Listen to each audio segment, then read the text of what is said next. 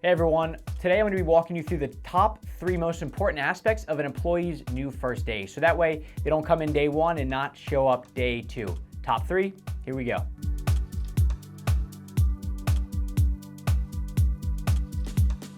Hey everyone, welcome back. My name is Logan Shinholzer, and on today's Contractor Growth Network, I'm talking all about the top 3 things that need to happen on an employee's first day. Here's why. The job world is changing right now, and in the world of construction, it seems like there's such a huge shortage that like one guy is gonna leave a company to go to another company to make $1 more. But in reality, that's not the real situation. What happens is people don't quit because they're gonna make $1 more somewhere else. They quit because they hated their job and they just needed a reason to make the move. They found somebody who would pay them $1 an hour more, so they made the jump. But then the employer or the owner or the boss, whoever it is, says, oh, they left for $1 more. You know, how does this happen? And it's not $1 more because people hate change. So if you think about it in the grand scheme of things, is somebody really leaving for $2,000 a year more when they're already happy in a situation to go test the waters? No, it's because they were not happy in their current situation, and the $1 more was the perfect excuse to jump. And it all stems from day 1.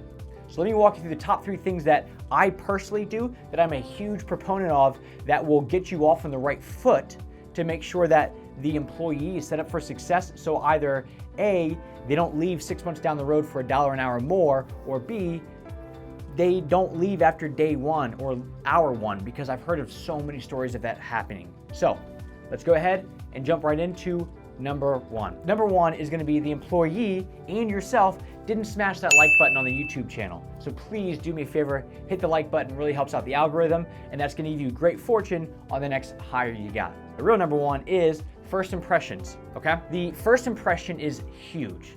I know, so for me personally, I do CrossFit, and whenever, it's not just a workout, it's a lifestyle. Whenever I go to a new gym, whether I'm traveling, it's always the awkward situation of going into a new gym because you don't know anybody. Well, the gyms that do it right, what they'll do is they welcome you in, they introduce you to everybody around them, and you feel welcome.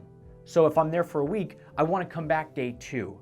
And it's no different in the job world. So the first impression, where if you just hire somebody and you don't treat them right, or you don't give them a solid first impression, then you're now backtracking the rest of the time that they're with you.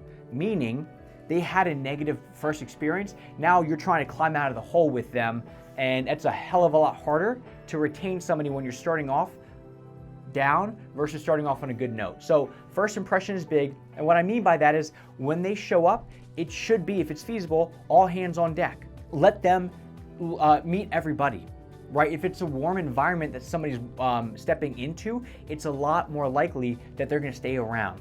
Also, give them the company uniform or a hat or something. We here at Full Sail, we give everybody a hat. And the reason for that is it's not part of our uniform, but it gives them an identity.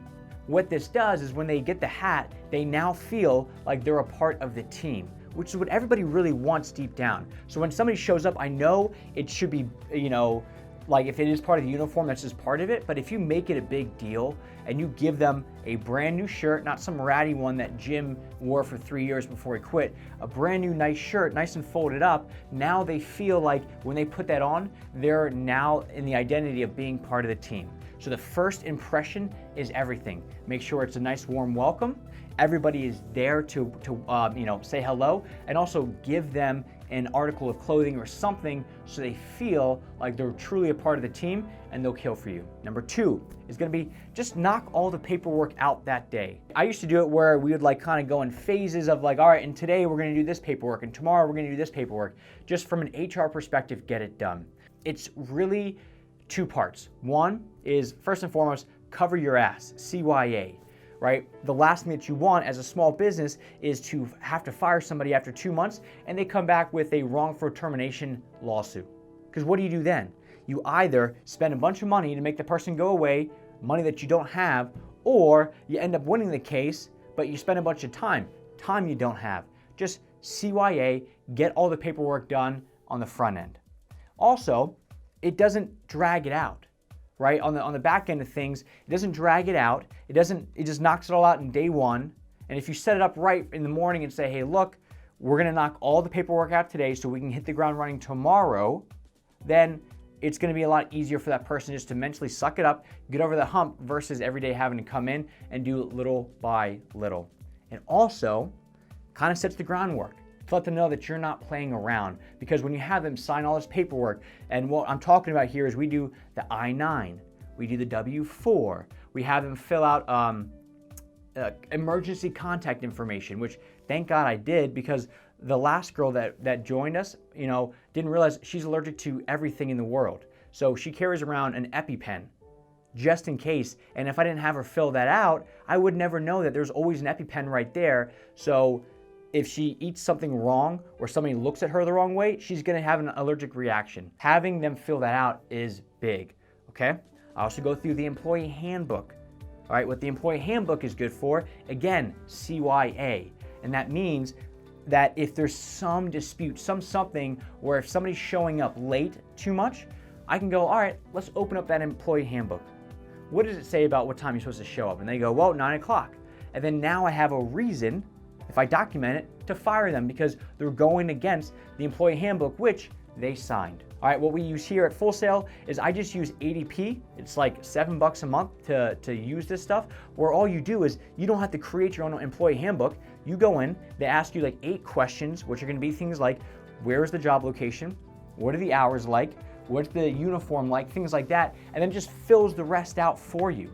So you don't have to come up with all the HR jargon. They do it all for you. You just fill it out, super simple. So that's what I use. And then every new employee that comes in, the first day we also go over that employee handbook to make sure we're on the same page. They sign or they acknowledge that they received it. Again, CYA, plus it lets them know these are the rules. This is our Constitution. So if you go against it, I now have the ability to legally say you messed up, you're out. Number 2, knock all the paperwork out. And lastly, number 3 is talk about the company, okay? Especially with millennials, right? I'm a millennial, I'm 28, and almost 28 and a half, I'm getting there. Talk about the company as a whole and how they fit in. And here's what we like to do is, 1, we always go over our values, our company values, meaning these are the 6 things that we stand for. Again, if somebody's messing up, then I can go, hey, look, that goes against our values because of X, Y, and Z. Or if the employee does something that I don't agree with, they can go, time out, Logan. Let's look at value number 1, action-oriented. I took action and I said, you know what, you're right. So it's like our moral compass, our guiding principles. So we always go over our company values. The next thing that we're gonna go over is all about like reviews. Right, I'm a big fan of doing 90-day reviews. So how does that review process look like? Because I want to set from the get-go, hey, look, we're serious about what we do here, and everything that we do gets measured and gets tracked. So at the 90-day mark, this is what the conversation is going to look like when we talk. We're going to measure you on the values, and we're going to measure you on the metrics that we have for you, like you as a person, you as a position, to make sure that you're doing the stuff that you should be doing. Because I've done the 90-day reviews where I just go, hey, how's everything going? And it's a nice conversation, but I don't have anything to go, hey, look, this was the goal that we set and we made it by X amount, or we failed it by X amount. It's tough. So I go over the expectations on that side of things. And the last thing that I always like to go over is past, present, future. Where did the company come from?